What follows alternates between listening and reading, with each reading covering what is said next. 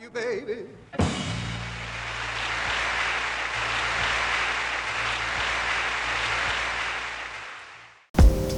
Come to Homework Club. It's Tuesdays and Thursdays in room 245 from 2:45 to 4 p.m. There are tutors there so you can get help. Seniors, parents, and guardians, a deadline for senior tributes is right around the corner. January 18th. The deadline is firm. Senior tributes are a way for your parents to buy you an ad in the yearbook and say something very nice about their favorite child. I collected.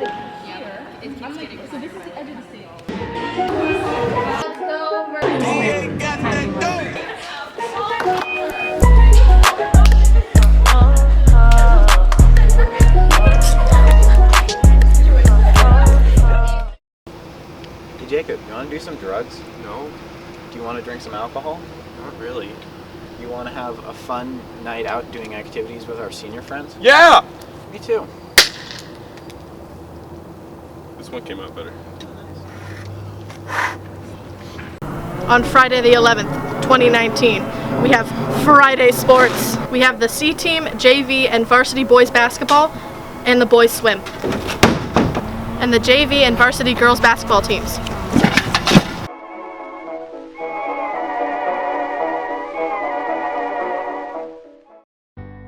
We will have coffee and canvas painting workshop on Saturday, January 19th from 10 a.m. to 1 p.m. for only $30. It is open to people high school age and older. Our Valentine's printmaking workshop, coffee, cocoa, and cards will be on Saturday, February 2nd from 1 a.m. to 1 p.m. Both workshops will be held in room T113 in the Fine Arts Building. Registration is limited, so don't delay.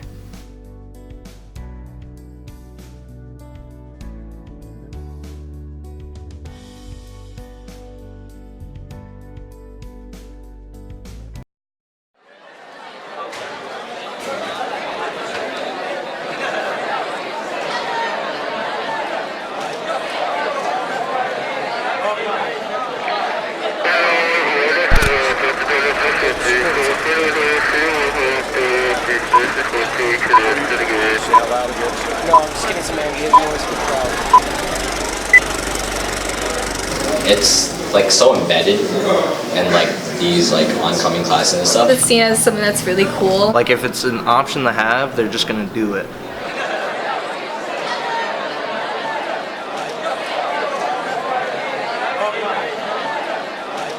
I don't know, I feel like each generation there's something that teens will do. Like in my dad's generation, they used to just like smoke cigarettes at school, and so since that's been replaced, like it kind of followed along. It used to be that if you wanted to smoke tobacco products, you had to get over the terrible flavor, and now with vapes being a thing, it tastes like pie.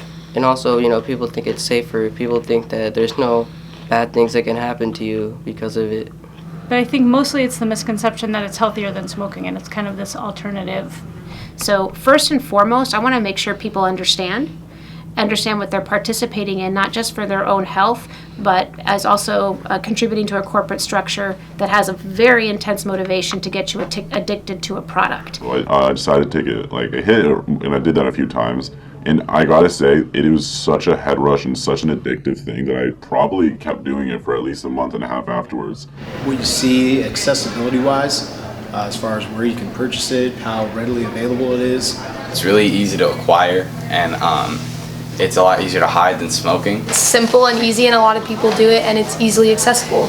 Specifically, Juuls have like just nicotine and like vape juice. I think a vape like isn't as bad for you because it doesn't have like tar and stuff. I watched this one YouTube video where like they did a lung after like cigarettes for a month, and it was just like the lung was like brown and syrupy, and with a vape there was just extra moisture in the lung, which like you can get from breathing in humid air.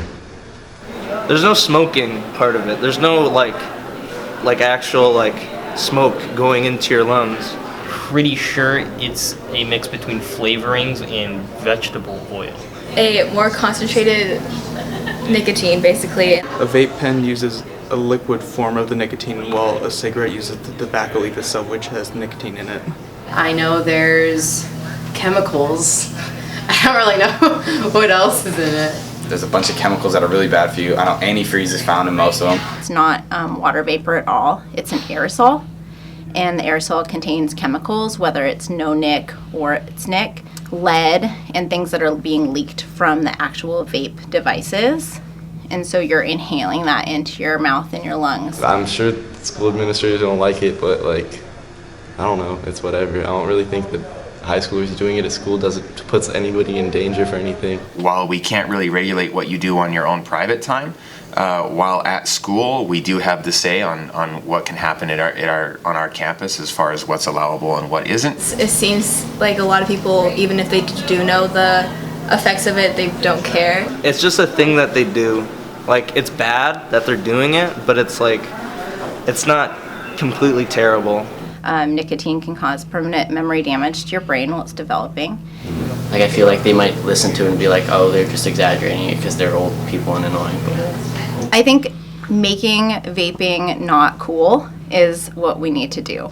I don't care if you vape. I don't care as long as it's not hurting anybody, but don't bring that to school, dude. Like, people are trying to go to the bathroom and you're sitting there with like 4 other people just like vaping. Like, I mean, I hope it doesn't come to locking down the bathrooms, and I don't really know. I don't know what's going to stop students from doing it at school.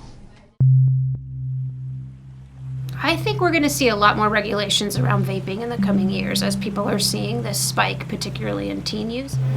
I really don't think you're going to stop kids from making that decision, but having a greater presence, certainly making them aware that unknown long-term effects, as far as what the side effects could be, trying to educate them in that aspect. And now with the vape, what's fascinating about the vape is it's really effective at manipulating us into thinking that it's safe. Other students see students using vape pens in school, and they need to be the ones to step up and say something.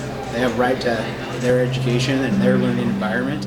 You need to realize that you do impact your peers, your teachers, the administration, and anybody else who is here. And if we can remind people that and educate them about those potential impacts, I think we could reduce some of the use of it.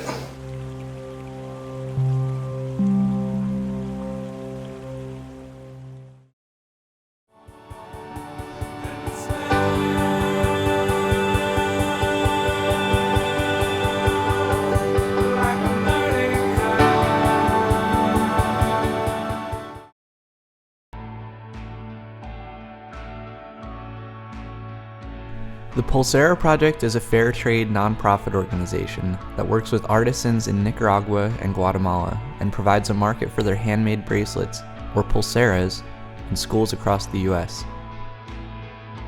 Each pulsera costs only $5 and comes tagged with the photo and the signature of the artist who made it. Money raised from your school's pulsera sale will sustain employment for nearly 200 artisans and will also fund housing, healthcare, scholarships, social enterprises, and other empowerment programs that benefit the artists and communities throughout Central America. Thank you so much for your support, and have an amazing time coloring the world with the Pulsera Project in your school.